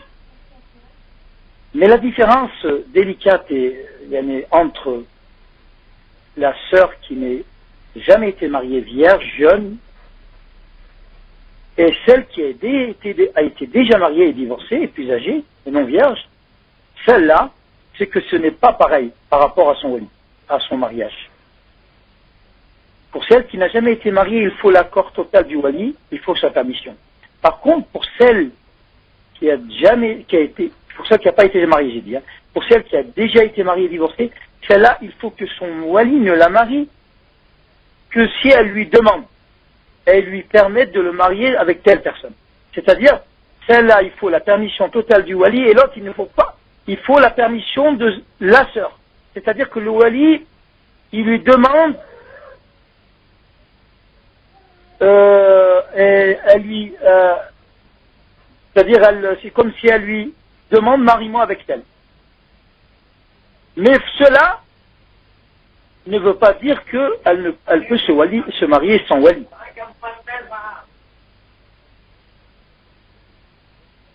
On ne veut pas dire qu'elle ne peut se marier sans wali. Ça, ce serait erreur de comprendre ça. Car toute femme ne se marie pas sans wali et sans l'accord d'un wali. Il faut qu'elle ait un wali. Mais la position du wali avec celle-là et avec l'autre qui n'a jamais été mariée, qui est d'ailleurs, ce n'est pas pareil. Donc on demande à cette sœur-là, c'est quand même que ta position n'est pas la même par rapport à lui, il faut que tu te débrouilles à prendre l'accord de ton wali. Et au moins qu'il te demande ton avis et que tu lui dis marie-moi avec lui et qu'il soit présent devant ce frère qui va se marier avec toi et qu'il donne son accord et qu'il lui dit je t'ai marié avec ma fille telle comme ça, telle. Mais se marier sans wali, non. Ça, ce que je sais d'après nos savants de l'islam. Hafidahumullah wa rahimallahu al-mawta minhum wallahu a'lam. D'accord, fait carré. Donc, Inch'Allah, ce sera donc la dernière question. Et une personne qui pose la question suivante. Une sœur divorcée refuse de se marier avec des frères en deuxième épouse. Et veulent se marier uniquement avec des frères qui n'ont jamais été mariés. Sachant que pour les frères, la plupart refusent de se marier avec des sœurs divorcées. De plus, sachant qu'il y a un hadith qui dit de prendre parmi les diverses conditions, de prendre une femme vierge. Et que la meilleure d'entre elles était la femme pieuse. Donc est-ce que tu aurais une nasiha à donner pour les sœurs par rapport à ça et éventuellement par rapport aux frères? Barakallahu fik. Wafik Barak. La nasiha, le conseil, je pense qu'on avait vite fait parler, on avait résumé par rapport à ces sœurs-là. Allah alam si les sœurs vraiment ont dévoilé et ont réfléchi et ont vraiment trouvé leur bonheur dans leur position comme celle-ci. Ça, c'est une erreur de leur part de refuser la polygamie, alors que, comme dans notre cours, on avait expliqué clairement, en se servant du Coran et de la Sunna, des positions des anciens précédents pieux, et de nos savants, de l'islam, de la Sunna, du Coran, du Tafsir, que la polygamie est une rahma, est une miséricorde parmi les miséricordes d'Allah pour les croyantes, les femmes surtout, avant les hommes. Et ça, on l'a expliqué clairement, alhamdoulilah, vous avez qu'à retourner et réécouter le cours. Donc, ces sœurs-là, Allah alam, ils font partie des sœurs qui n'ont pas compris le rôle de la polygamie. Alors, elles pensent que pour elles, la polygamie, c'est une misère, c'est un rabaissement, c'est manque de droit, comme leur ont fait croire les ennemis de l'islam et surtout les ennemis de la polygamie. Donc, on invite à nos sœurs de réétudier ce problème-là, qui est leur problème à elles, car la polygamie n'a pas du tout de problème. Et si elles trouvent, ou elles ont trouvé, à travers certains frères et certains polygames, des injustices, ne remettez pas les causes à la loi d'Allah, à la polygamie qui est la loi d'Allah, surtout pas ça. Parce que moi je dirais à ces sœurs-là, que si tu regardes à travers beaucoup de couples en France, qui sont même pas polygames, tu vas trouver des problèmes et des injustices, des fois du côté de la femme et des fois du côté de l'homme, alors que la polygamie n'est pas rentrée entre eux. Donc le problème, il n'est pas dans la polygamie. La polygamie, je répète, c'est une rahma. Le problème, il est dans la personne, que ce soit l'épouse ou l'époux. Comme disait un des savants, il y a des sœurs qui disent « Oui, moi je ne veux pas me marier, et car j'ai déjà une mauvaise entente et un manque d'entente dans mon couple. Alors s'il se marie avec un deuxième, ça n'arrangera rien. » Les savants, on lui aura répondu « Oui, mais s'il ne se marie pas avec une deuxième, ça n'arrangera rien aussi. Tu reconnais que tu as une mauvaise entente et ça ne va pas avec ton mari, alors que tu es toute seule avec lui. Et qui te dit, avec l'aide et la miséricorde d'Allah, quand tu te maries avec une deuxième, ça ira mieux. Donc, c'est pas la polygamie la cause de la mauvaise entente du couple, en vérité, car c'est une rahma d'Allah. Allah ne veut que du bien, et Allah ne veut pas du gêne. Allah veut du bien Elle veut le bonheur pour la vie du musulman et du musulman. Et parmi les moyens du bien et du bonheur de la vie du musulman et du musulman, c'est la polygamie. Mais par contre, le problème, il n'est pas dans la polygamie. Le problème, il est dans la personne, dans la façon de vivre. C'est ce que je vous avais dit dans le cours. Réécoutez le cours, dans la façon de vivre. Donc, ça c'est une erreur de part des sœurs, parce qu'elles peuvent rester longtemps comme ça, non mariées, divorcées avec des enfants. C'est pas facile pour elles. J'ai pas besoin de leur dire que c'est pas facile pour elles. C'est très très dur, elles le savent très bien. Donc, mes sœurs, ne dites pas je veux pas la polygamie. C'est une grave erreur de votre part. Mais dites je veux un frère bien pour faire la polygamie. Un frère qui a vraiment le rôle d'un homme, qui se conduit bien, qui serait capable de s'occuper et de donner les droits de sa femme dans tous les sens et dans tout ce qu'elle a besoin. Voilà ce que vous devrez dire. Mais rejeter carrément la polygamie, c'est une grave erreur.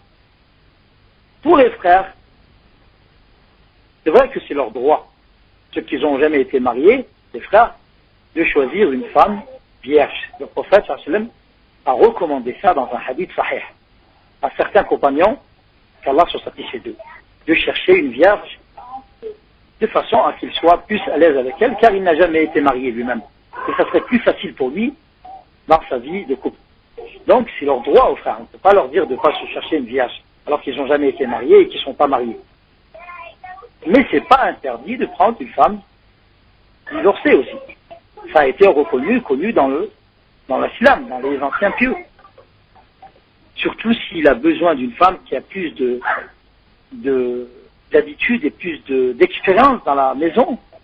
Car par exemple, il peut avoir des petites sœurs que ses parents sont décédés.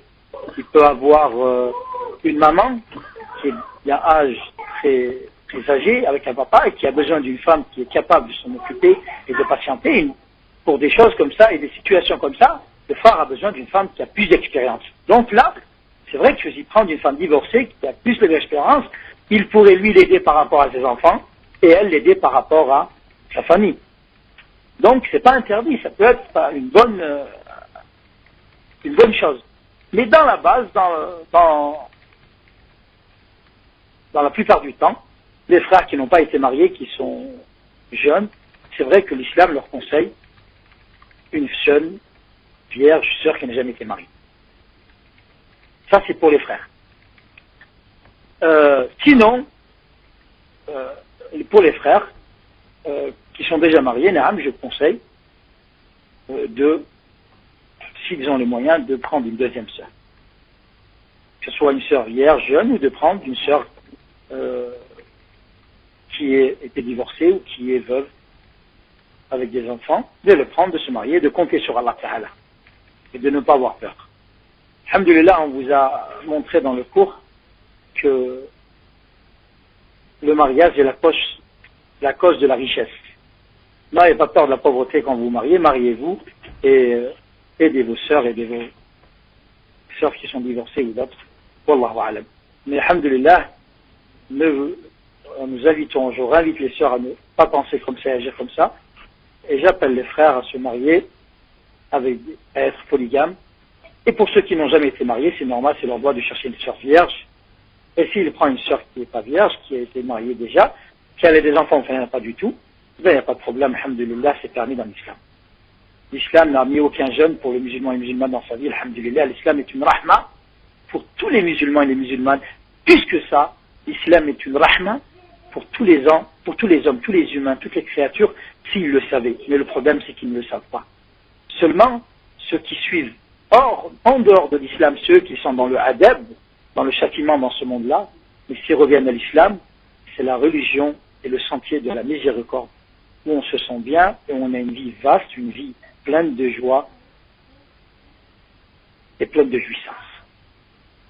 Wallahu ta'ala a'lam. Voici, on s'arrête ici à cette question, Inch'Allah, en demandant à Allah subhanahu wa ta'ala qui renforce nos pas et les vôtres, et qu'il fasse que nos frères et sœurs reviennent sur leurs avis qu'ils étaient dans l'erreur par rapport à la polygamie, et qu'ils s'éclaircissent sur la question, le sujet de la polygamie, qui est une rahma pour vous tous. Wassalamu alaikum wa rahmatullahi wa barakatuh.